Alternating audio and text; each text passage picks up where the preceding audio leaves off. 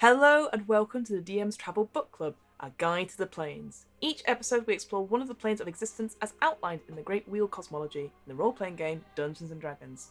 My name is Fiona, and with me for the final time of the Planes of Lore section of this podcast is Hamilton. Hamilton, how are you? I was wondering how you're going with that sentence. Oh, It was like leading me on a trail there. It's like the last time when you said that at the end of our season 3. You went, Season for 3, the, I was like... the last episode of DM's Book Club, season 3.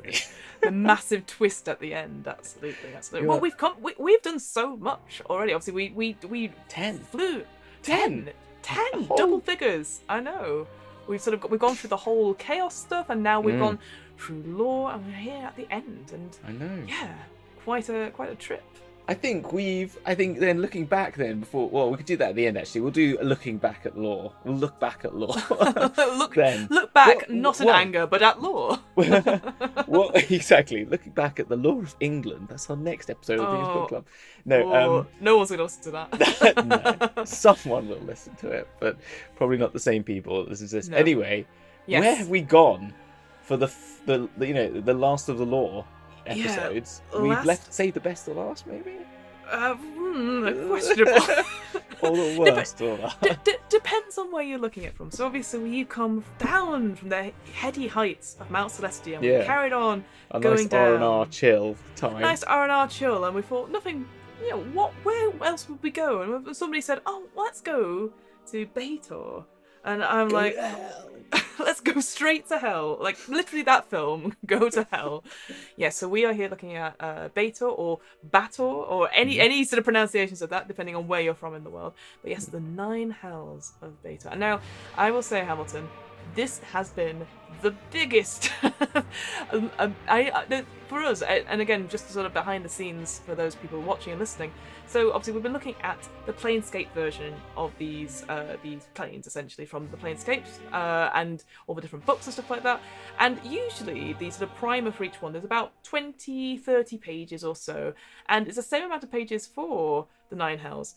But there is so much in them. They're all double text lines. It's all double text. There is a lot, and it's not, because it also covers a lot of other topics as well. Yes. And as it says in the book, everyone wants to go to hell for some reason who plays D&D. Yeah. That's why they had the satanic panic for some reason, clearly, because it says in the book, your players are going to want to go here. They shouldn't, but they will. And we're going to try and stop them. Yeah, exactly. It's just because it's the most famed, and along with the Abyss, I think, and I think there's something about it. It's that making deals, it's the fiery pits, it's the pure evilness and the trickery, but also the fun in the trickery. And I think DMs, and as a DM myself, it's quite fun to play a lawful evil character. Like, have an evil NPC, and you can really get hammered up with a devil. Do you know what I mean? With the Abyss, it's all very grunts and it's all fighting, but there's something sinister and ultimately sinister about the sort of hidden agenda and the sort of manipulation that is also why I think people love the Feywild, because there's also, which is the happier side of it, which is where, but again, it's that something's behind all of it, and it's fun to play that sort of character because you really are having a bit of acting, because you're trying to play one thing but let people know that you're up to something. Yeah, I think because so this plane, in case you haven't guessed, is lawful evil, or and it's, as you said, the sort of big sort of key defining things are deception and depravity. This is the ultimate plane of law and evil, and the epitome almost of cruelty and corruption. But as you said, the difference, whereas the Abyss is just we're just going to do it, it's chaotic and it's unpredictable. Here, as you said, is that intelligence, that cunningness, that it's not evil for evil's sake, it's intended. And that's, I think there is something, we have that, we love that in stories, we love that in villains and stuff like that, so it totally makes sense that some of the best stories between good versus evil will happen in the Nine Hells. And as we know from looking at 5th edition, there has been quite a lot on there. And I will do a quick comparison probably towards the end about what has changed. But if you are somebody who's really getting into this, there's obviously Descent into Avernus, one of the modules, which goes through the first layer of hell from and has a storyline throughout, and this. And I will say we've done other episodes in our sibling podcast, the DM's Book Club, about the Blood War, which is mentioned quite a lot in this particular chapter. And also we've also done I think it is on the 9 arch fiends or the arch devils for this as well. We've done, so this is actually a first one where we're actually looking directly at the 9 hells and the layers within them. So yes. Yeah, and they're a lot of fun, all 9 of them. All 9 of them. But and again, just to start off, I guess, you can really tell the tone of this book straight away, because obviously, as we sort of remarked off podcast, a word of advice if your players want to go visit, don't. No, 100%. Which I love that as a little like, really okay. Good. And it really, I think the first page, The Depth of Depravity, as it's named, that goes through. By the time you got to the end of it, you're like, I don't want to do this. You know, like that bit when you go to like some sort of adventure theme park and you sign the waiver, and then they're halfway at the bottom of the waiver and you're like, yeah, no, I'm alright actually, when I'm having to sign away all these terrible things. It's like that. And the thing that it really, and I think the point you made about them being intelligent and evil is that like they will, the bit that it talks about is like what they will do to you. Like, do you know what I mean? Like, the last thing they said, you think you might come here and you might probably not be slaughtered outright, because that's not the point. It's not like you go, Abyss, so they will, like a demon will see you and they'll just fight you, right? Here, they won't do that. They'll do something even worse. And like, even it makes that point that they might make a deal with you. They might even let you think you've got one over on them. And then 20 years down the line, just when you don't suspect it, they'll tap on your shoulder and take you back to hell and leave you there for eternity. You know, it's like they will play. They are the love the long game in Critical Role again, as I always go. We've talked about before, but when we talked about Rakshasas in other domains, it's that sort of like when you least expect it, when you've been fighting the dragon and you've run out of health, the devil will come and attack you then, maybe to try and steal your soul. And I think that's true. We talked about it on previous episodes, looking at Planes of Law. Like, why would we go to these places like Mechanus or Mount Celestia when maybe it's not as enticing? I think here you could be the same thing. If your players were like, well, why would we go to hell? We shouldn't go. Oh no. The nine hells. Well, there's lots of reasons, but also the 9 hells could definitely come to you. Yes. Yes, 100%. That is the thing, and the same with demons as well. That's the other thing. But they have, because of the blood war as well. They're always in need of new recruits, and mortals make for very good recruits. It seems, So absolutely.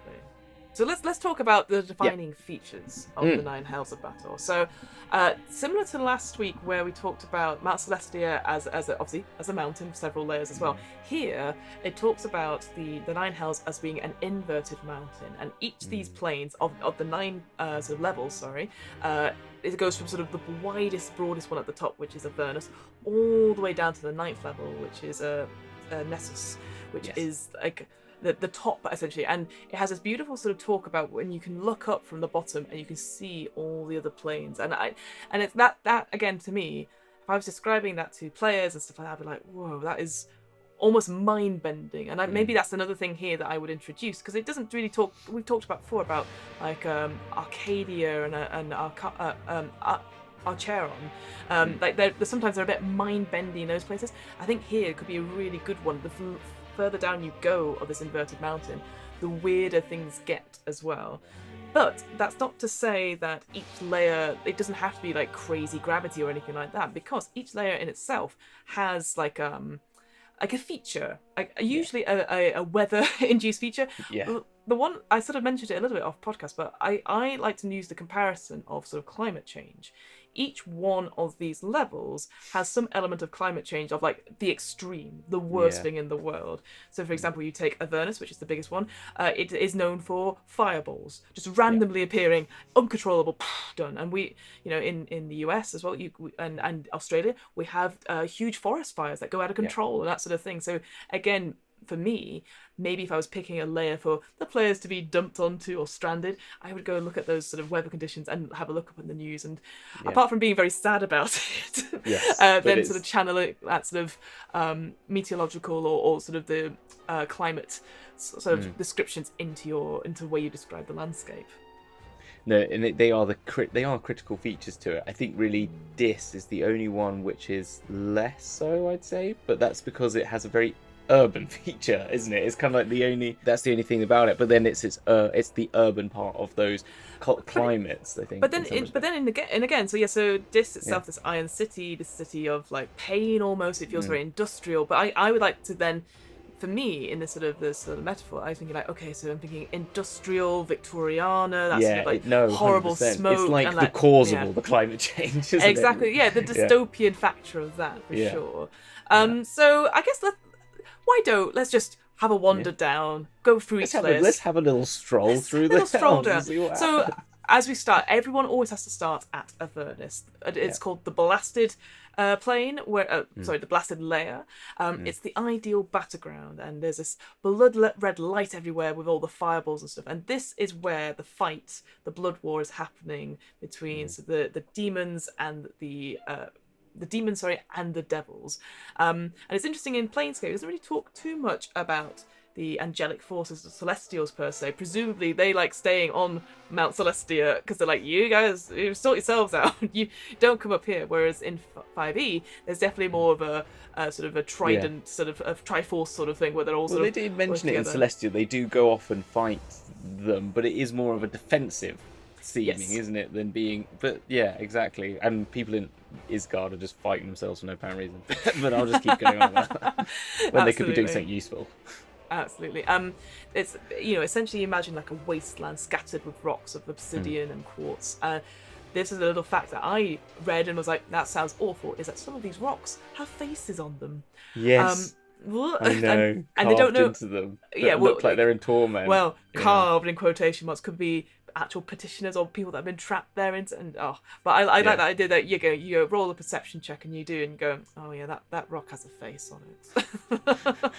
And it's just there's no lakes or rivers per se, except we have the river Styx that sort of flows down the middle of Avernus, and we'll obviously talk about the river Styx a little bit more later on because it is more connected to one of the other planes. The thing I quite liked about this particular layer, this Avernus. So there's this talk of these ruined gate towns, sort of a line of villages and stuff that have been sucked in essentially from the Outlands. And the most recent one of this is a place called Darkspire, which in the sort of the bigger primer at the beginning of all these books was talking about Darkspire or Darkspine, sorry, as a sort of it's the only safe place currently. So maybe you would want to go there, but there's this little rumor that obviously it got pulled through this portal, the cursed gate in a place called Ribcage. It got pulled through, and now there is other things are happening, so they don't know whether this place Darkspire is going to be pulled back or if the rest of Ribcage is going to come through to Avernus. So everyone's like, oh, we don't know what's going to happen. Yeah, it's kind of cool because the Abyss is. This gate town is constantly being sucked into the abyss slowly but surely, and that happens more regularly because as it sort of develops and grows. But yeah, this one is quite more particular that it's actually just stolen part of the town, and there's waste of all of them. And I quite like how it's called the Black Spine, and then was it the Dark Spine? Dark Spine. Dark Spine. And then they've got and then it's Ribcage. You kind of think, what happens next? What happens to Ribcage when that comes in? Do you get the neck? The collarbone. Sorry. No, what's it called? Oh, the collarbone here. I don't know medical term. Sorry, never mind. Yeah. It's not important to this story. But they have landmarks as well. So maybe you'd want to take in the sights at the River of Blood or the Pillar of Skulls. Stuff like that. Actually, I quite like. But again, this was in the sort of the mini primer at the beginning. It talks about a little site called the Garden, where it's just a place of absolute beauty in this horrible, terrible place. And it talks about how the more people that go visit it, more plane walkers that go visit it, the larger it seems to get. And it has this sort of feature about it being, it doesn't allow any violence whatsoever. So fiends and devils and demons avoid this place completely. So you're like, wow. So what is this place here? Is this sort of a false sense of security? Are people a bit too happy here? And it talks about people going missing and leaving all their possessions and all that sort of thing. And I just like, I quite like that. It's sort of, hey, look, a safe haven. Sounds a bit Fae to me. Yeah, exactly. So I like that idea that you can have a little spot of like serenity in this horrible, horrible place, but it's not what it seems. Just makes me think of the song "In the Garden of Eden." You know, there's like sort of rock version of the Garden of Eden. I don't know why. But like the idea that fiends avoid it, and you're like, we're in the nine hells. Why would fiends avoid some? I just thought, it's gotta be Fae. It's gotta be Fae. It's gotta be Fae. It's gotta be Fae. You're worth it. Maybe it's Maybelline. Maybe it's Avernus. Maybe it's.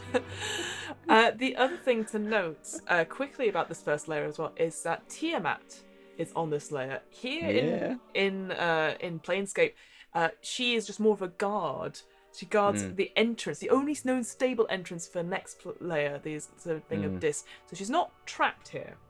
Not like in 5e, which I quite like the 5e, because the 5e notes say that she's trapped here because she made a deal with Asmodeus, but no one knows the dark of what that is. Yes. And I kind of like that, because there's a sort of... I've used that in our campaign, so there's something going on there. But yeah, I think it's quite... And this is the interesting thing as well. As we'll go down this, like, so let's come quickly to the politics of this place. So for each level, there is a ruler, sort of an arch. I keep going demon, arch devil, or someone that rules and looks after how that layer is being run. That is different. So that's the Lord of Nine, they're called. In opposite to that, there's something called the Dark Eight, which are these sort of 8 sort of pit fiends that sort of organize the different sort of armies and contingencies for the Blood War. So it's tricky because the Dark Eight doesn't really feature too much in 5e. So it's just to let you know that. What's interesting and the biggest sort of comparison is something I was a bit shocked by, but it kind of makes sense in a way. Is that in Planescape, not many of these arch devils are named at all. So certainly, I thought that was weird. Yeah, it's weird, right? But I wonder if because Planescape is older, it is second edition and stuff. So maybe what I discovered through 5e is that they like naming things. They like going, oh, by the way, here's all the levels, here's all the things. Whereas I wonder in Planescape, they're like leaving it open for later on. There's other boxes that sort of describe it, so maybe more in the production line. But also, you could also make it up yourself. That, for example, there is no arch devil on the first plane of Avernus, or the first layer of Avernus.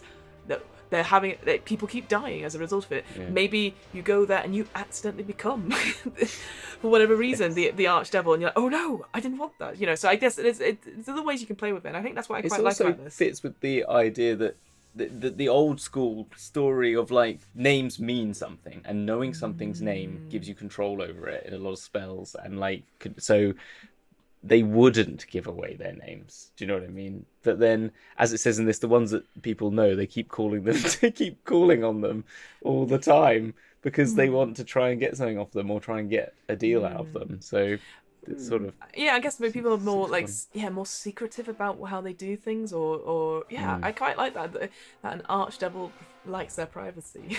I quite like that. That's really good. All right, well, let's go on to the second layer. So Dis, the Iron City. So this one, we do know who runs this. This is the Archduke Baator, which is sort of what Dis is named after. And yes, very industrial. There's a smoke and intense heat. This idea that there is an iron tower in the center of this place. It's all again grimy and dirty. So going back to what I was thinking about, so that metaphor of like climate change stuff like that. Absolutely. This would be like the horrid things. If the place burns, like if you're makes me think of like Mordor, or like Sauron's tower. I forgot the name of the tower. Sorry. Oh no! Hand in your geek card instantly. Oh, I could get it if I wanted to put my mind to it. But anyway, it just reminds me of those sorts of like big black towers, big pits of fire making things. And Yeah. Yeah, imagine you could easily sort of, if you want, again, thinking back to if you're doing research, look at coal mines, for example, anything like that. Like certainly in the 80s, there was so many, people being put down in those really rickety things and just like getting the coal back up and stuff, and just the tightness of that. And yeah, but having on top this almost like, what's it, retro futurism? Is that what it's called? Where it's sort of like a sprawling sort of metropolis, but it's just horrible. Gotham. Like Gotham, absolutely. Yes. Oh, Baator is Batman. Should have seen that coming. Yeah. It's what happens when Batman finally becomes evil. He's actually Baator. Mm-hmm. I think there is also a adventure it mentions in this, The Fires of Dis, which is actually I remember being well received at the time. So it's kind of an interesting, if you want to then use something, you go to Avernus and you feel like, hey, I want to keep going down. There's another one that deals with Dis. Yeah, I think that was Dis and Dash. Oh, that was the first rejected name for that. Yeah, exactly. But I guess I think Modron game version. I don't know. But I think it's an interesting one to do, because again, I guess because it's a different kind of urban adventure set in this horrible place. I did see that it was very well received. I think it got like a 9 out of 10 on some reviews and stuff. So would recommend. I also like the saying it has in the middle of it, which is a petitioner in the Iron City of Dis. Like all the other ones normally have like little quotes, don't they? And that one's just like It's just like, okay, I get the point. I also like this little thing that really got me is that they are on a secret plan to create they're building a life-size working model of Sigil in this, which is a huge city nonetheless, and it's inverted donut Taurus thing, like, which is a weird shape in itself, just so they can understand all the locks that Lady Pain used to control her city, which I think is really cool. How cool is that? Like, imagine that you arrive and for whatever reason you get shown into the foreman, and then you just open out onto like what I imagine it to be. Like, if you've ever been to the Wizarding World of Harry Potter up from London, they had that huge sort of mini of the Hogwarts castle. That's what I imagine it to be like, except it's working size. Size. I kind of like the idea that then you would walk around it and it would be just like like stone like inverted like casts of all the buildings, so it's like a completely dead city, and then making that like what inhabits that, and how, like, I don't know, I think that could be kind of just like the Shadowfell has like Shadowfellian versions of all the world cities. I think I kind of like that sort of sense that it would just have shadows flowing around it and like evil devils like in the corner, and just like you're trying to go. What? Okay, how about this? If your players are trying to get back to Sigil for whatever reason, but took the wrong portal or whatever, and then they turn up in this working model, like nothing's right. The doors open and there's nothing behind the doors. Yeah. And then you just like, oh no, we're in hell. Yeah, exactly. I quite like it. I don't know. I think there could be a really cool little adventure story with that. It's kind of fun. Excuse me. Yeah, I can definitely see like a chase happening, and you're trying to get through things, and it's not the same as like he's like I think definitely if you started in Sigil and you wanted to like or plan to go there and stuff like that, I just think that would be such a mind fuck for your players. Or the other one would be like, maybe your players are up to no good in Sigil and want to find out about it, and they hear the chant that that there's a model of it, and they want to go in places they wouldn't be able to get into, but they think, oh, well, we could go in here and map out like the plans of the Harmonium jail prison. Do you know what I mean? Mm-hmm. So they then go to the Hells, to the Harmonium fake version, map it all out, but then have a little deal with it. They have to deal and do some, get all caught up in the Hells. I just love the idea they open find out. I just love the idea they open the door and then Baator's there like, what the fuck are you doing? Like, oh no, exactly. Run! Right, yeah, exactly. Maybe it would have been easier to have just broken in. Yes, absolutely. All right, going on to the third level. Minorus. The stinking mire, essentially. This idea of acid rain coming down from a leaden sky like burning tears, followed then by sleet, followed then by hail. It's basically Britain. It's basically Britain, except with acid rain. We do have acid rain in this country. We do. Thank you, climate change. Well, I quite like those. No problem. Like thumbs we up. need to get Captain Pollution flying across the screen right now to say that. So there's a really cool description about this oily residue that sort of came down from the rain and from the sleet and stuff that covered everything. That wasn't necessarily acid-like, but just that idea that it was just grimy and mucky, and nothing can get rid of it unless you leave this actual layer, which I thought was really good. And the hail itself flays skin, so you can't be stood out in it for too long, because then you'll just be ripped apart by it. Which what it just made me think of is like, have you like ever battered anything? And you've got batter on your hands, you know, when you batter, not battering, so like when you battered fish or something, like food batter, not battery.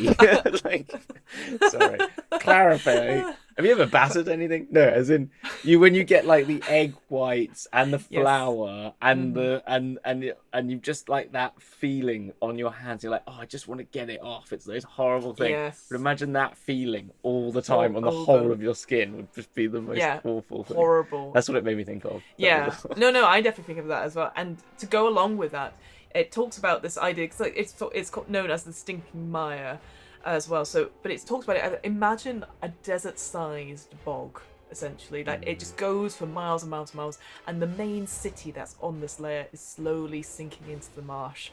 And I just was like, oh, that's, again, they're trying desperately to like uproot it. There's a whole sort of story about that. The chains, yes. So let's talk about the chains. So there's this city called the Jangling Hilter, which is just simply a city just built of chains. And again, it's bonkers to even like consider that, but just the idea that the holes between the chains still allow it to like for water to get through and stuff. So to protect yourselves from it, you just go stand under a big like concentration of chains and hopefully not get hit anything. But then the idea that they can be coated in slime and rust and there's just something algae. About I like my nails on a chalkboard is like metal. Like when you get two forks stuck together, it just like I can't stand it. Do you know what I mean? Like if you get two that and you do that, this makes me like when you mix that with like bogs and stuff and chains and rust, it just like cringes me. Like this is like not my layer. I'm telling you that. Wow. It's like the one I'd be like, let's get through this one quickly. Interesting. I hadn't even considered that. Like, I definitely wouldn't like it because in the idea that the chain stuff, I can imagine it being a bit hard to move around. There's difficult terrain, hard to grip onto. It's that sense of metal grinding on metal and it just makes me. Oh, sorry. It's just like two blades getting caught. It's like the worst thing. Oh, like, yeah. No, I definitely see that. See, I'd be awful with like fighting with sword because like if the blades like got clang, you're like, oh no, stop. Yeah. Sorry, I don't know why that's the thing that's like my nails on chalkboard, but it is. No, and that makes sense. With this particular city as well, the Jangling Hilter. Or Hitter, sorry. There's like 4 quarters it talks about, but you're only really supposed to be in one quarter, like the much more. Anything others, well then the horrors might get you. And that's the thing, it's not monsters or devils or anything like that, it's horrors. So instantly to me there's something more about the city and about the stinking mire. It feels like if you've ever read any Stephen King, and like the one I always comes to is like The Girl Who Loved Tom Gordon, which is a completely random book, I will say. I've actually read that one. But it's the girl gets lost in sort of not the outback, in the big sort of forests of America, and it's just crazy how like she just goes to, obviously it's lost for days, and the only company she has is her baseball game on her radio. Anyway, it's a great story. But okay. I recommend it. It's a very interesting one from that. But yes. All right. But I know what you mean. It's that sense of that sort of otherworldly horror, isn't it? I think, and it leaves it to you to define how that would be for your players. I think so too. I think it would be a very interesting one. It does talk about rumours of like this almost like hive-like city of mosquito-like insects as well, which we've talked about in a previous one. I think it was Arcadia that had like some sort of spider-like city as well. So again, yes, they had I forgot the name of ants. Even sorry, I can't remember. They were ants, yeah. And my abyss layer that I made for my players was mosquitoes and like swampy, so like a swamp layer. Yeah, so but again, you don't necessarily think of like a layer of hell being about like swamps or something like that. And again, that's like acid rain or anything like that. So I think that what I quite like about all these descriptions is that it's unexpected per se. And the reason I say that is as we go on to the 4th layer, that is exactly what everyone thinks of when we get to hell. Yeah, it's the easy one, isn't it? It's a phlegethos. Phlegethos. I think it must have some relation to phlogiston. Yes, because from Spelljammer. it's all about fire here. And it's it's volcanoes, rivers of fire, people are dropped into lava and magma. It's hot enough and painful enough that being here is like being on the elemental plane of fire, basically. So it is just fire. There's a cool little flavour thing whereby if you are not authorised to be here for whatever reason, flames sort of turn towards you and start licking up against you and sort of thing. So again, whilst the further down you go, you don't necessarily get attacked by more because you're sort of earning the respect of the devils per se. The whole environment is still against you. This sort of rudimentary intelligence is like, you're not supposed to be here. Flames. Yeah, exactly. And they sort of just they're sort of accosting you with flames. Like, fuck off. Yeah. It's not like in like Arcadia where you've got just some people going like, who are you? What are you doing here? It's just flames. Like it's kind of a different experience, isn't it? Yeah, and the thing I wanted to talk about in this particular plane, so again, it doesn't really talk about who the Lord is of this one, but it's interesting. In 5th edition, there's actually 2 people who are, I think it's this one, let me just double check. Yes, in this one, in the 5th edition, there are 2 devils that run it. So and they talk about it, Archduke, I'm going to say their name wrong now, Belial, and... Belial, yeah. And then the Archduke, Ferney? Fierna. See, this is why you always need 2 people to do this podcast. But it's interesting because we've talked about them before on DM's Book Club, what their relationship is, and in this particular one, I think in the DM's guide, it talks about them being a father and daughter, but you could have them as lovers, as mother and son, and all that sort of thing, because it doesn't really matter about their relationship. They just have to work together on this. So I think it's that I found was interesting. That the idea you didn't have just one devil ruling everything, you have 2 who have to work together, which I thought was really interesting. But yes, they don't have that in the Planescape one. I think it's something they've developed later on.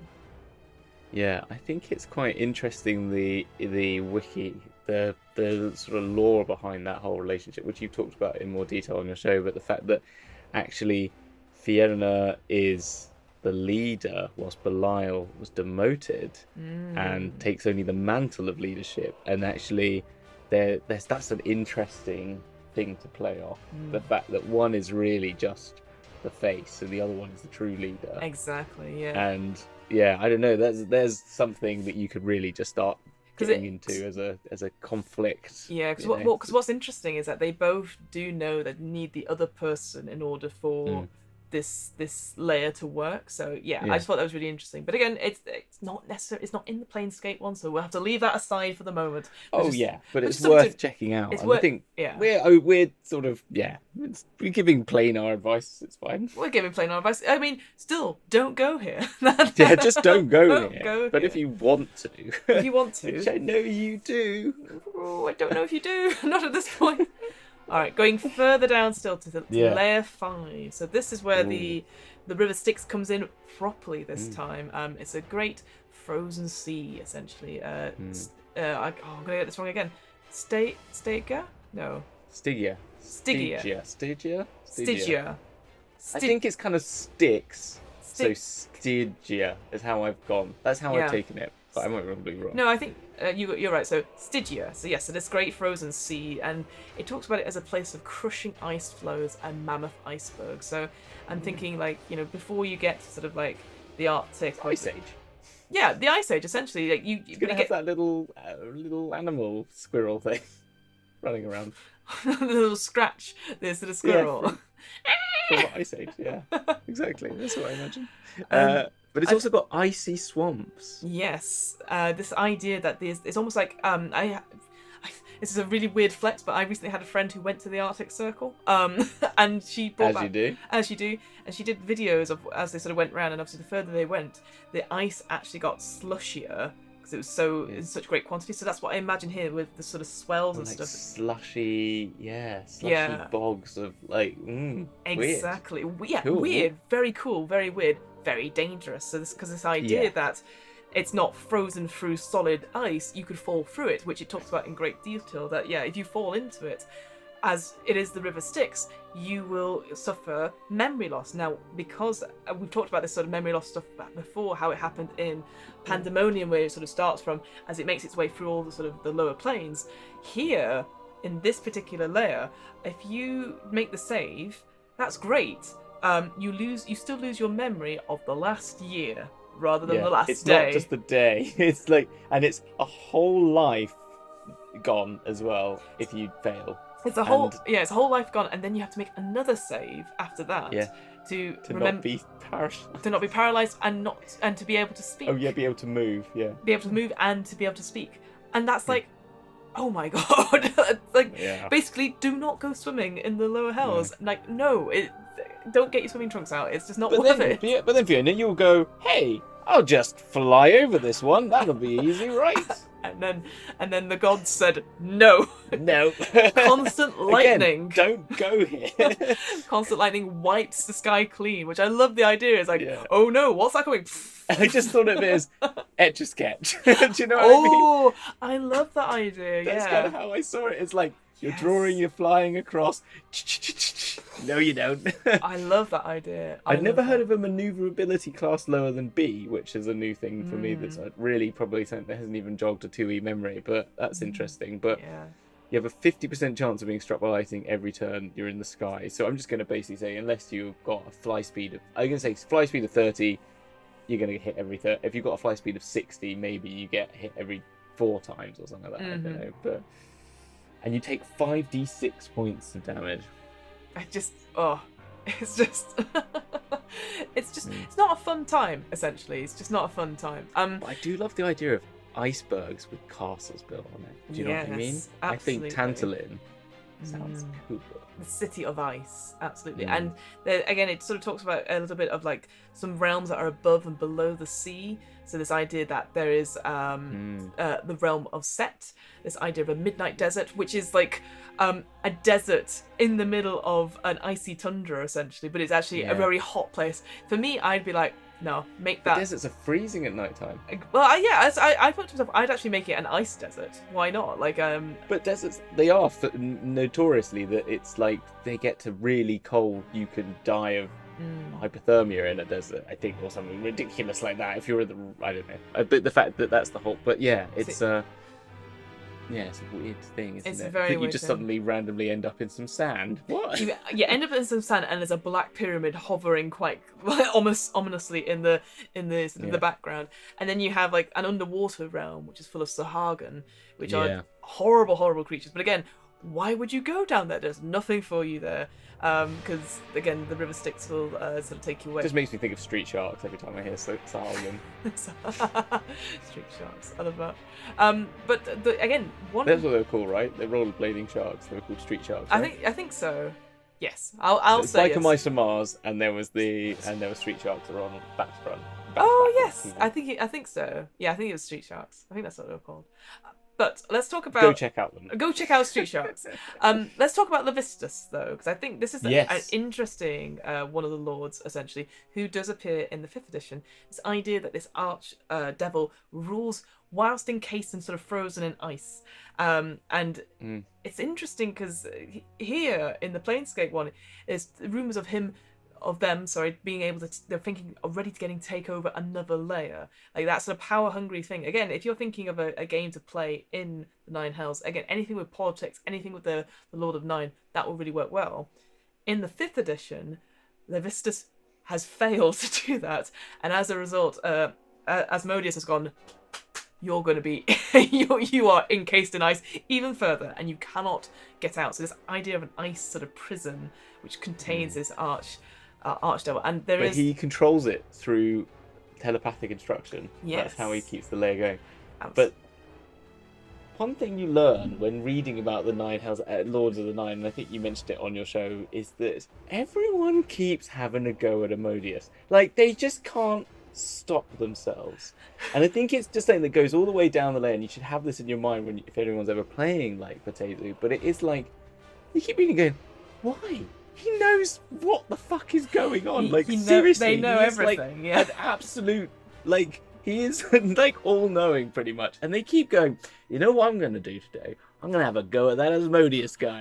Because you know what happened to the last person? He got trapped in ice. Or the other one got turned into the most horrible slug monster and rules like us. The horrible. We're going to get to them. No, we're not even there yet. And it's just but they keep having a go. doing it. They keep It having boggles a go. the mind. But again, I think it's interesting because again, there's this attitude that well, these Burks, I think they can outwit demons, etc. And I think even Devils Burks think they can outwit themselves. Yeah, I don't think that's true. I don't think that's true They at all. just can't though. But one thing I would like to say on Levistus, I think is very interesting, is that again, it is from that previous show on DM's Bookclub, so apologies, you're gonna have to go listen to it. But there's this talk about if you become like a petitioner or a worshipper or a disciple of Levistus, it's usually because you are so desperate, you are trapped yourself, and your only way out is through Levistus offering you one last chance, which I just think is amazing, because that idea that they themselves are also trapped in the same thing. So it's that sort of game recognizes game almost. It's like I always find that very fascinating about that. So I think that's the Levistus sort of tieflings. I think that is from my memory, but I could be completely wrong on that. But I just thought that idea that anyone that worships or gets sort of a patronage of Levistus is because they have nowhere else to go, and it's like last chance saloon. So I thought that was very, very cool.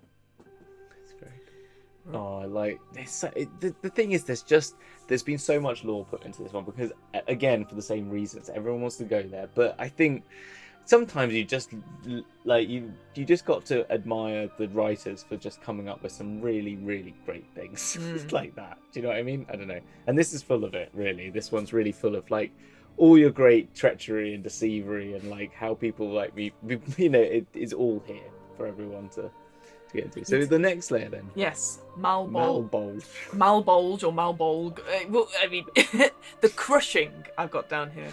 So this idea, again, it feels a bit like Arcadia in a way.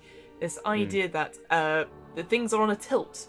Almost like at times very subtle, sometimes really, really extreme, underneath like a boiling, steaming sky. And the biggest danger here is falling. Which I love. It's a constant danger, but also there is the idea of avalanches happening here, there, and everywhere. As a result, there's not many cities. No, there's not. It's just like boulders to jump from. It's like rock climbing all the time. We'll get on to Gehenna. There's something very similar to that. It kind of reminded me a bit of that. And but yeah, no, it's definitely sometimes when boulders stand still for time. They form dark channels and passageways that are safe to travel through. Of course, there's no telling when they're going to start moving again, so it's best to hurry through them before you being crushed. And it's like, so really your best bet is to have a go in a tunnel that might collapse on you or something like that. It's like, it's not a great place. No, and there's every so often there's like a crumbling fortress here, there, and everywhere. And it's talked about this particular Lord of Nine, whoever that may be, and this one goes from fortress to fortress, which I like the idea of you're here, and then you look and you're like, oh, my lord. Oh, I didn't know you. We weren't expecting you. And they're like, what has happened here? Where's the red carpet? Where's all that sort of thing. So I thought that was quite cool. Just whilst it's like being hit by a massive boulder. Yeah. Boom. And the tilting is even more extreme, perhaps. Yeah.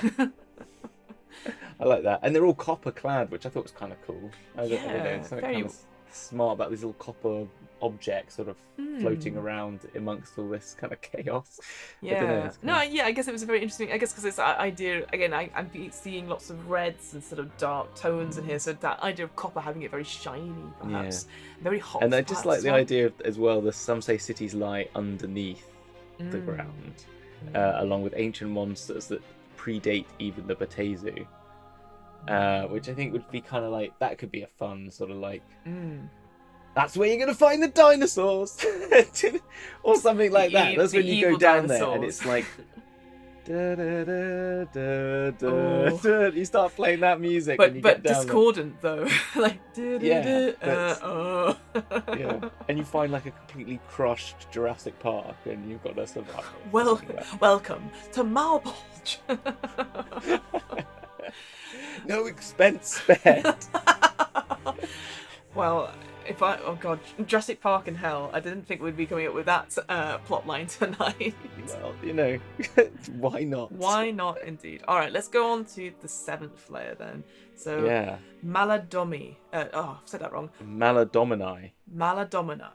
Of the ruins. Again, every time I say it with conviction, but I don't believe myself. I definitely struggle halfway through. I think it's Maladomini. I think it is. Melanie. Okay, I think fine. so. But yes, it's of the ruin. So this is coming back to that sort of, again, sort of kind of missed it on that last one, but this idea, obviously, dystopian, the world is going to hell, essentially. Here, this ruin stuff, like, it's already gone. This idea that there's this... here's what I thought of it. I imagined this whole layer to be, like, essentially a dump. A trash thing. You've seen those images on the news of tractors moving. Trash Island. Trash Island. I saw this place as almost like Trash Island with huge birds and stuff like that, because it's just a place of ruin. There's hard labor under a blood black sky, and it's constantly remaking cities. This idea that there's just trash and rubble and stuff everywhere, but there's like, here is a city, but it's not good enough. Tear it down. Put some, or leaving certain things going. Don't do that again. So this endless toil is kind of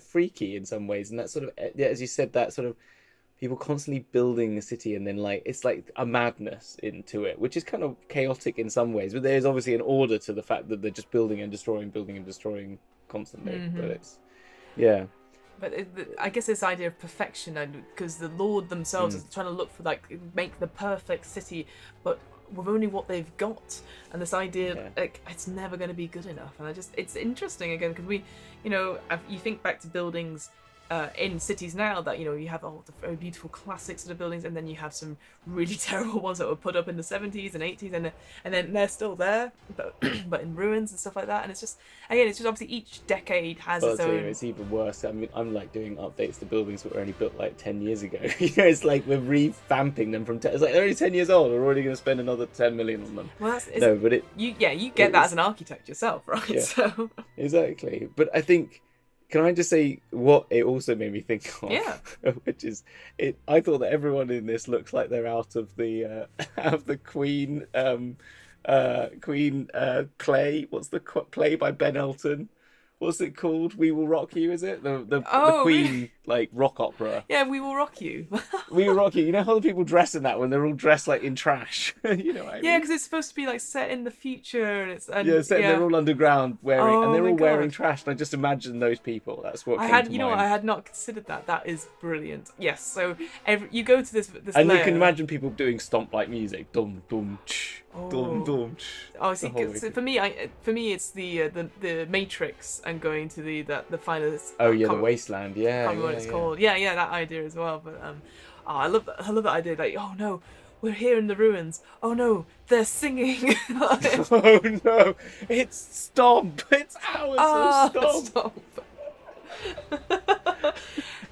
Endless. You have to watch Stomp over and over again. The true hell, the true horror. Stomp and beatboxing. I mean, we say that as not very talented musicians ourselves. So excuse me. Are you in Stomp? I definitely could be. I'm sure. Look. Oh, done. I've been in Stomp. You've done it. Like, well that's done. All I need to do. Right? It's not that impressive. Oh, I swept to a beat. Okay, well done. Get a gold scar. Anyway, continue. The final thing I was going to say, on this particular layer, there is the ultimate town of politics, which I thought was amazing. This idea, you go all the way to hell to learn how to do politics, and there's like a political school. We're not all that surprised, though, are we? No, we're not. We're not also. We're like, oh, of course it makes sense. But this idea of like a city of diplomacy, which is also a training ground for betrayal and treason. Which I thought was really cool. Again, it's all politics. Not surprised. But yeah, again, if you needed to, as players, if you wanted to go and find somebody's weakness, like this particular new Mass Lord of Waterdeep, they're acting a bit funny. We're going to challenge them for things. Quick, let's go brush up on our skills. Let's go all the way down to the 7th layer. Why not? But again, I like that idea that it's the art of the deal. Maybe some wheeler dealers. Maybe some, I don't know. I feel like you either go, if you want to go and beat them at law, you go to Mechanis and go and find the legal strategy. Or if you want to do it the sort of lobbying way and the corrupt way, you go there. Absolutely, Yeah. Okay. The final layer. The final. Sorry, not the final layer. No, penultimate. Penultimate layer. Yes. Cana. Right. Cania, even, yes. So it was a bit chilly before with the sort of frozen sea. we're now going for pure ice. The plane of ice, essentially, much colder. Think now avalanches happening, things that are frozen in the ice, which again similar to that thing. Glaciers and like I feel like shards. It feels like Sharde, not cold, Sade the crisp. singer, but Shards. Shardy, yes. But yeah, there's the line, throwaway line at the end. There are things frozen in the ice, and when people went to dig them out, they came back completely changed and horrified and wouldn't speak of what they saw. Which again, I'm like, oh, that's you. You've got your alien stuff there. Oh, you've got your Jurassic Park. Jurassic Park in ice. Oh. No, but I like the idea. There's a lot of this in Baator, and I think there's other. I haven't seen now. I don't know.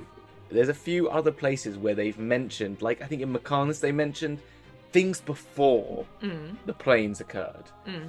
And then I think it is in Mechanis. They were saying that there is something about it having beings, and other places talk about beings of pre-Baator and pre-Tanari and pre the Modrons, like who existed in these lands.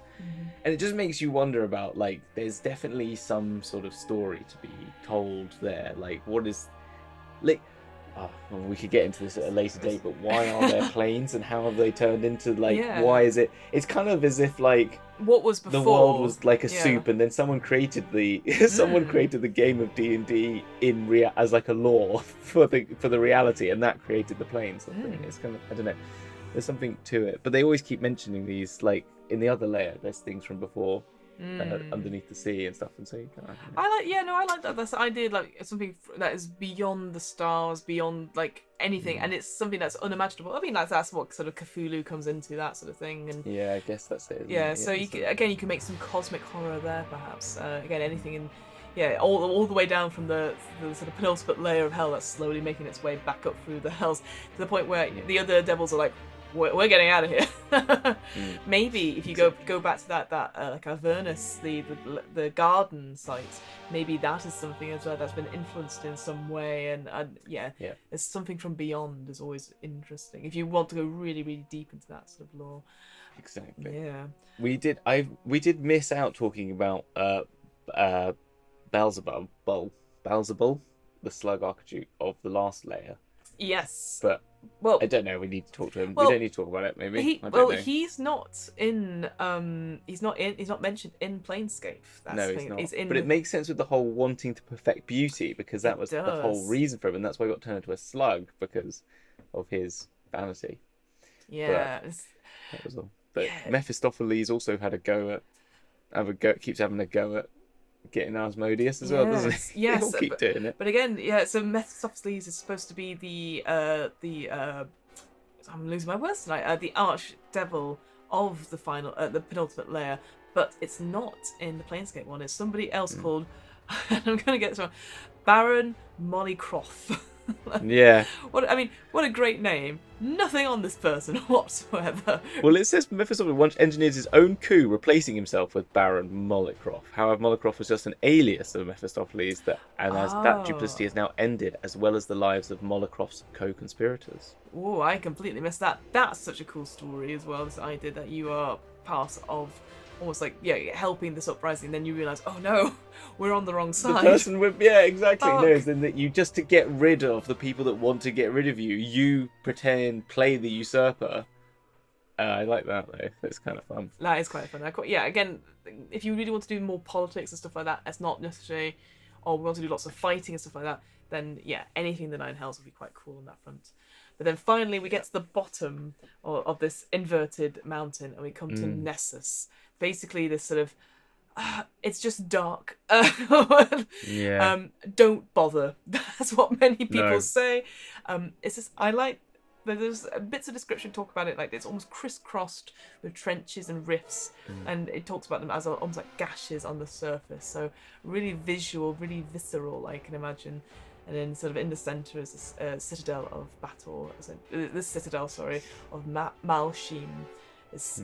Where it, again, I believe, and correct me if I'm wrong on this, Hamilton, it's like the meeting place of the Dark Eight. Those overseers of the Blood War, and they come and they have their this is the war room, sort of like chats and stuff, and then they go back to their various different planes as well. But this idea that that you just go and you knock on the door and you go, oh no, why have I come all the way down here? Because it's not easy to get here from that penultimate layer. To get here, there's several ways to get in. I will say that, like, you could go in the River Styx, you could just find a random portal and stuff, but the one that's the sort of the official sort of entrance, it's sort of guarded by 999 tough guards, and then once you beat all those, just a trivial task, it says, you then swim down 1,001 fathoms, and then you get to a portal. You're like, no, it's just no point. To somewhere awful. Yeah, somewhere awful that you don't want to be a part of. No, it's it's pretty amazing. I like now if a body were to get themselves invited here, maybe as a part of a deal, he could learn all sorts of things. On the other hand, nobody's stupid enough to try to cut a deal with those who control this layer, are they? Sort of thing, like. Oh no, that's the parting words. I love that. It's like, no one's stupid. Like, the final word of this book is, no one's stupid enough to do this. Are they? And then we're like, well, you're reading this, you stupid people. Yeah, and obviously they are going to try it. There's always going to be somebody that tries it. So, yeah. So those are the sort of the 9 layers that we've gone into deep. Let's have a quick look at magical conditions. Yes. Because interestingly, on this particular sort of plane itself, the magical stuff, it's not, compared to the previous planes we've talked about, there isn't too much that is different. Like, illusion magic works fine. It sort of says that at the top, which I always think is quite interesting. Yeah. Conjuration, summoning magic, it's a very rigorous ritual, and it requires binding of stuff, which can be quite tricky. So you could summon something and then fail to bind it, but then that creature doesn't go because it's stuck with you. And it's probably going to be very, very angry that you've summoned it, and it won't listen to you as a result. So again, having to be careful with conjuring or summoning things to help you. Divination magic is interesting because it's always like a grim tone to the results. Yeah. And the news because it's lawful, it's probably true. And yes, or a hint of truth. A hint of truth as well. And I like there's a little line that said, "News is presented in the worst possible light, though with some kernel of truth. There may be some kernel of truth to the result." Yeah. So I just like the idea that, again, maybe it's just me, but I now have this image of when you're doing divination magic, is that you have almost like spinning headlines, like and it's like catastrophe in Avernus. Yeah. Blood war wages on. Yeah. Oh, I do like that. I do like that. Then necromancy. Mm-hmm. Good necromancy, as in healing, doesn't work all the time. You have to save against it. The powers aren't interested in beneficial magic, which I thought was brilliant. Exactly. Yeah, but if you're doing bad stuff, you up a level, you up the damage. And wild magic, like with all lawful planes, is completely diminished to the point that every layer on you -1 level of casting and then nothing over 4th level of magic could work on any of the once you're beyond the 5th layer. Yeah. And that's scary, I think, for wild mages and stuff. Like, if you're relying on that sort of magic, and yet you get weaker and weaker as you go down, you're having to rely on, because that's how do you get ahead? If it's not through magic, it's just I just think that's such a cool. They just said they might as well not, and then you can't even. They just said they might as well just not do it. Just don't bother. Yeah, absolutely.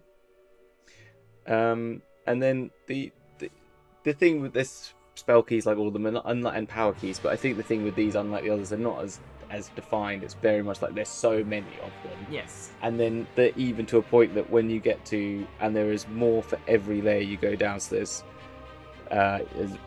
on Avernus, any spell can be cast with a simple key, whilst each layer requires progressively more keys. So you need 3 keys to do 1 spell on this, 9 for the 3rd, 27, 81. Until you get to like the 9th layer, where it's going to be ridiculous. I can't figure out what the number is. 9 exclamation. Way 9 too many. 9 or whatever. And you're just like, no one casts spells there because there's no point. There's absolutely no point. So what I thought was interesting, you talked about this power keys, and they said like you need to make sure that they're the real deal. because there's lots of fakes going around, and it can only be ever so slight in the design, and people with keen eyes can see that. So again, this idea that you can go into a market and they're like, hey, I've got exactly what you need. You're looking for power keys, and they open up like the big trench coat, and they're all there, and they're all completely fake. We've all been to Paris. We've all been to the Eiffel Tower, and there are people around there trying to sell you little Eiffel Towers, and you're like, none of those are real. The final thing I wanted to say on the well, clearly not, because they're only this big, and the Eiffel Tower is really big. It's like, I want that one behind you. To finally finish off the magical conditions, so elementals. I thought this was quite interesting. So you can summon elemental or do elemental magic, but it'll be different intensities depending on the layer. So obviously, if you're summoning a fire elemental to a layer that's predominantly cold and wet, they're not going to be as effective, and vice versa. And I just thought, that makes total sense. But I just guess, is that something, if you rely on a particular elemental type for your spells and stuff like that, or like for conjuring, that sort of thing, you might need to like just consider it a little bit as a player, like, oh no, all I ever do is fire spells, all I ever do is conjure water elementals, etc. And I think the fact that it says, and it's quite nice, and I think this should happen more sometimes, because sometimes they overwrite it, which is just saying Dungeon Master can judge the circumstances for each spell, because there's already enough in this book. If they started going like listing the obvious, it would have got a bit boring. But I think there's like the one where they do the lightning all the time. You'll be like, if you cast a lightning elemental, that's gonna definitely be much more powerful on that plane, isn't it? As well, you can just they don't need to rewrite it. But some of the books, they have done that sort of like, we're gonna like spread this butter very thickly on everything. So I was quite happy with that one. The final sort of thing I guess we should talk about a little bit is the population. We've had to mention it throughout, this idea of the, and I you've said it so many times, I still say it wrong. Is it the Batezu? Batezu.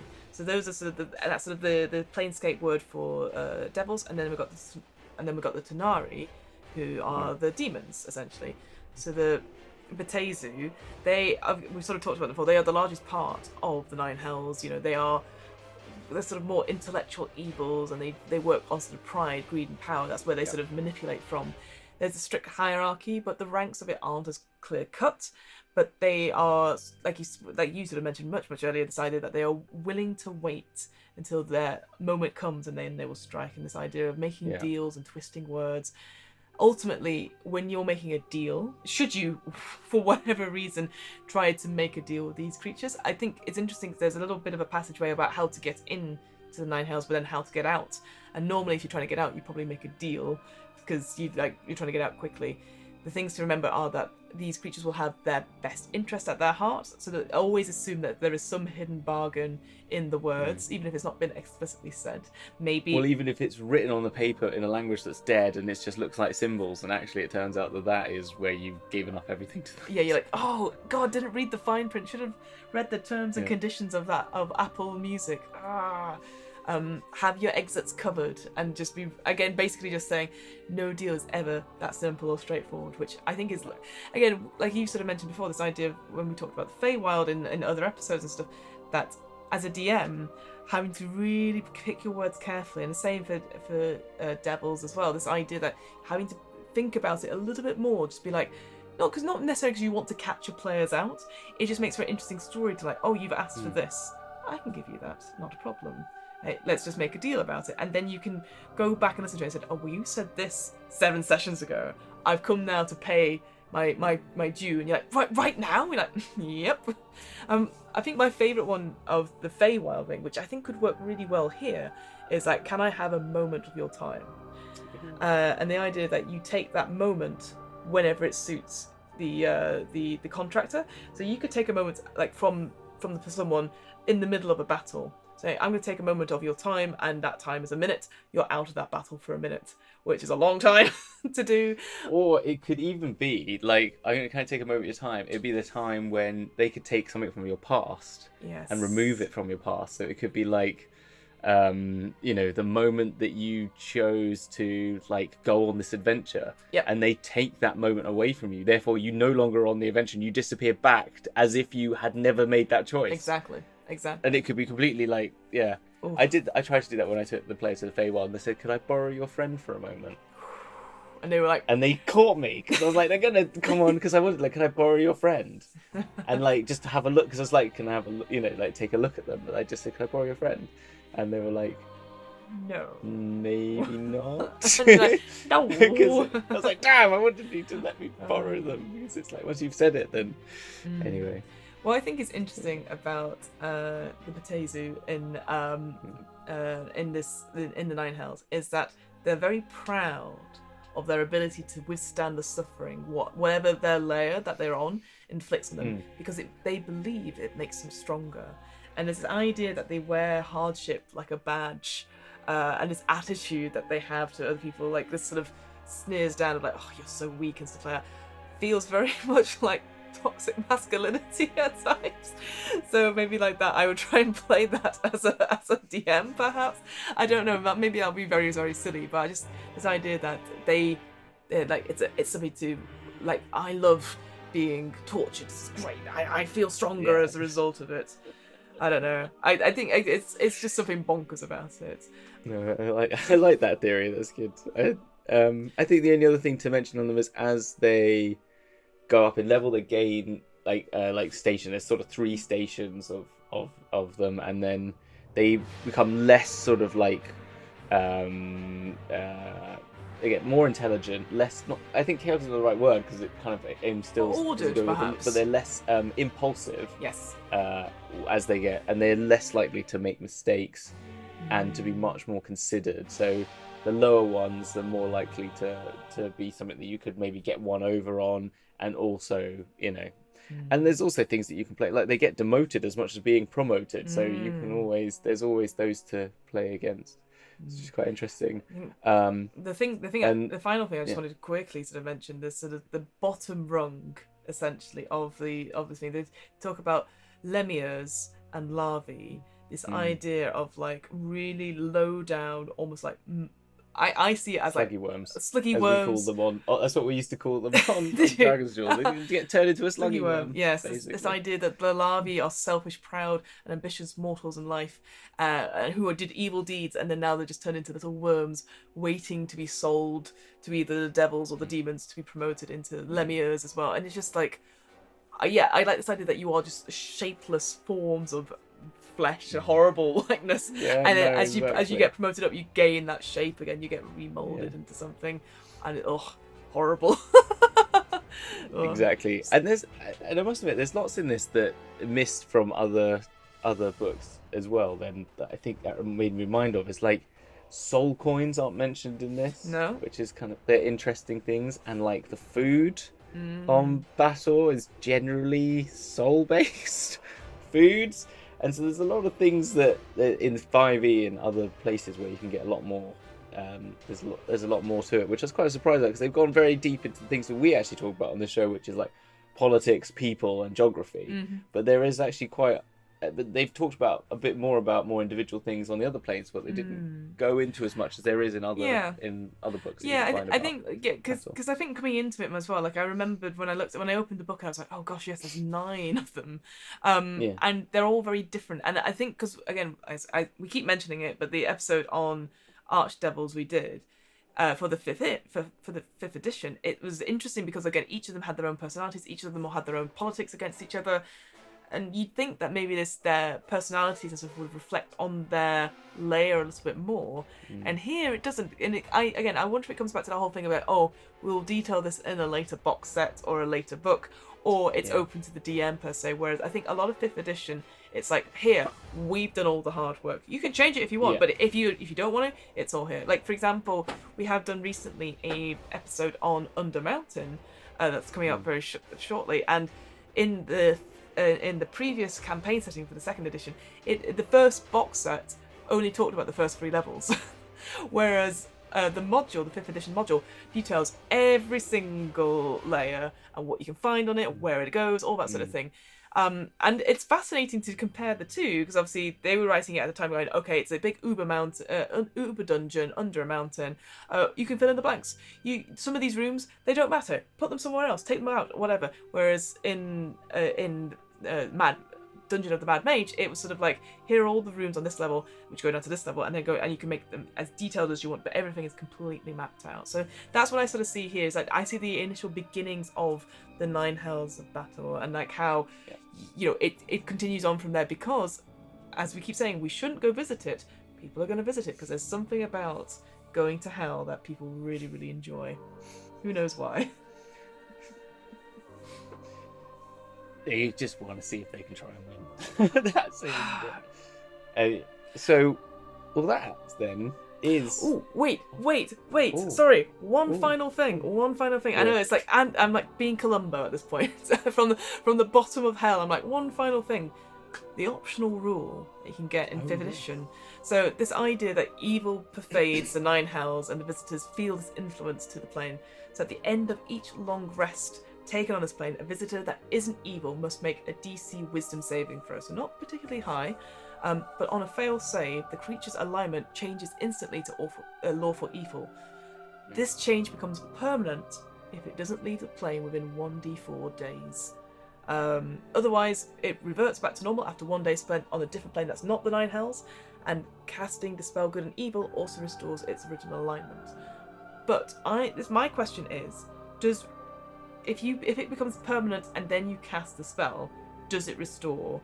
So it feels like Dispel Good and Evil doesn't necessarily. It feels like it's now a permanent thing. You know what I mean? Whereas Dispel Good and Evil is just an effect. I don't know. I think that's what it is. That's what I've read that as. Then if it's hit the permanency, then you need to do more than just the spell. Yeah. But that's how I take it. Yeah, I take that as well. I guess because for me.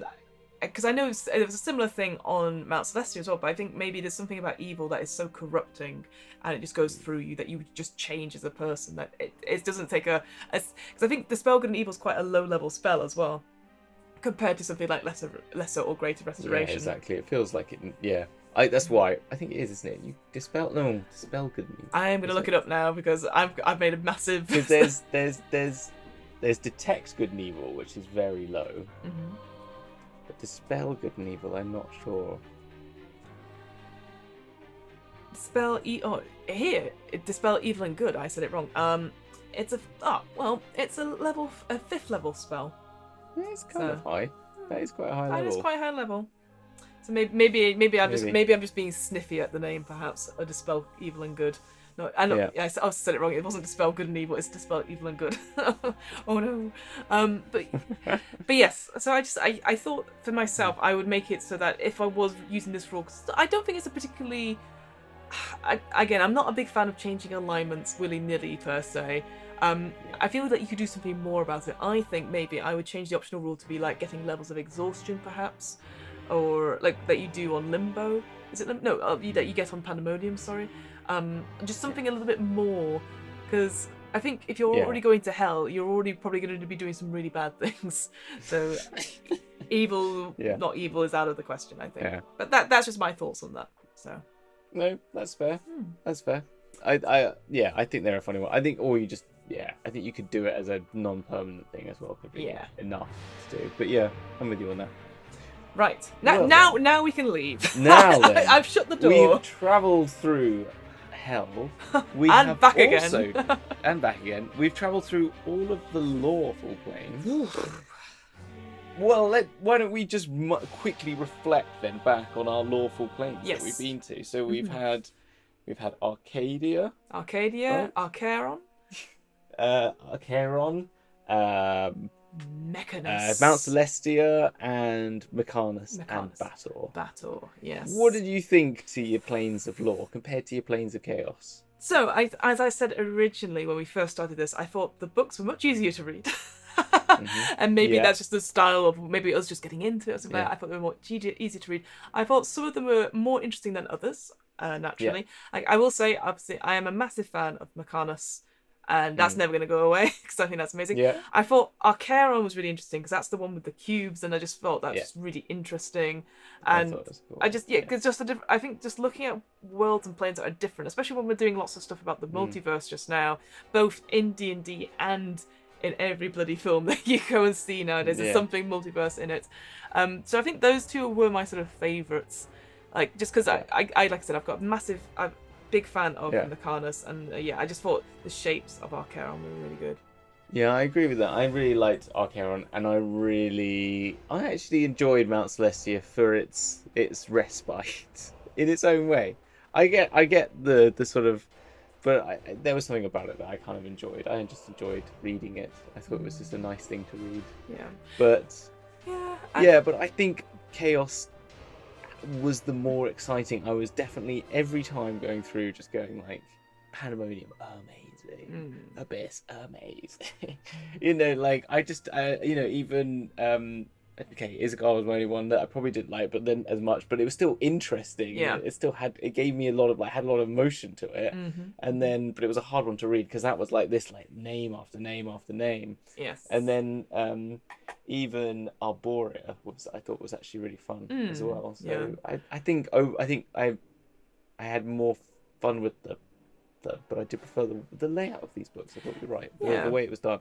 And again, they're going to change it again, haven't they, for the next one, for Conflict. So it's now a different set. But it actually seems like less pages per one. So we'll take that as a bonus. I'll take that as a bonus as well. And not to say, because thinking about Arcadia, this idea of the greater good as well, I think you can have a lot of fun with that stuff now.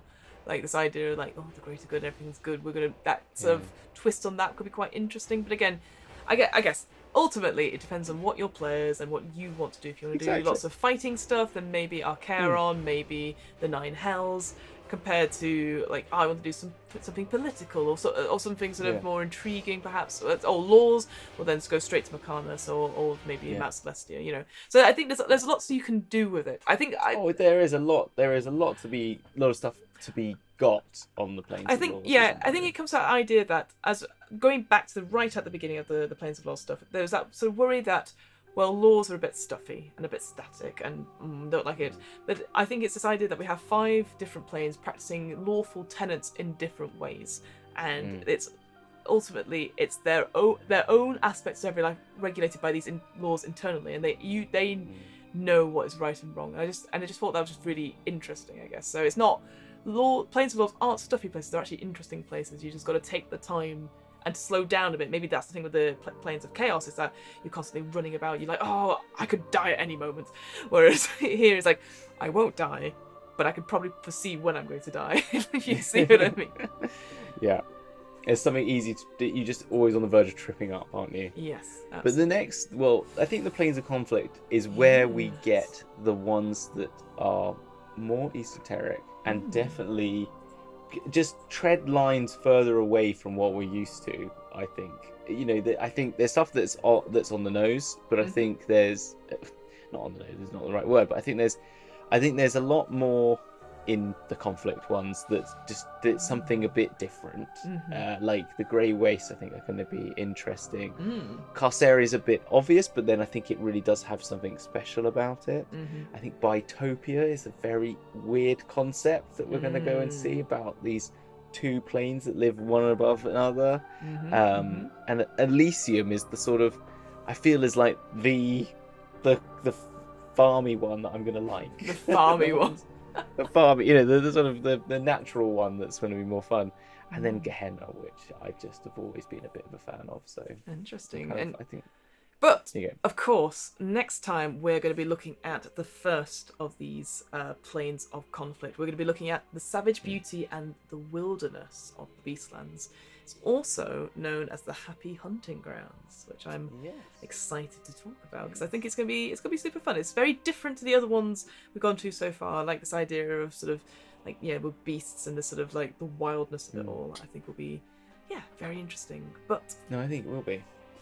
But until then, you can subscribe to our YouTube channel and catch up on previous episodes and the VOD of our sibling show, the DM's Book Club, and I'm sure there'll be links and stuff all around us as we're talking about it. But yes, and finally, we're out of the hells. Hooray! Yes, we're finally out of the hells and on our way to the Beastlands. Excellent. We're just travelling, just in the middle of our planar journey. Yeah. No. Well, hopefully the hells. You know what? I think I'm gonna head to Mount Celestia first. Have a little bit of R&R, just a bit of relax. All right. Rest. Get by the sea. You know what? You do that. Head on. You do that. When I need you, I'll send some Modrons to come and get you. Okay, How's great. that? I'll send them out. Awesome. They'll petition you. They'll evict you from Mount Celestia, going, "You've been here too long. You need to I'll try to get not back to your break job." any laws on my way to the Beastlands. Perfect. That sounds I'm good. up for that. All right. All right. Just send me a text and I'll send you a text via Modron. That's my go for it. Well, until next time, folks. Thank you so much for listening and for watching, and we will see you next time. On the flip side. On the flip side of the 9 hells. Bye. Take care. Bye.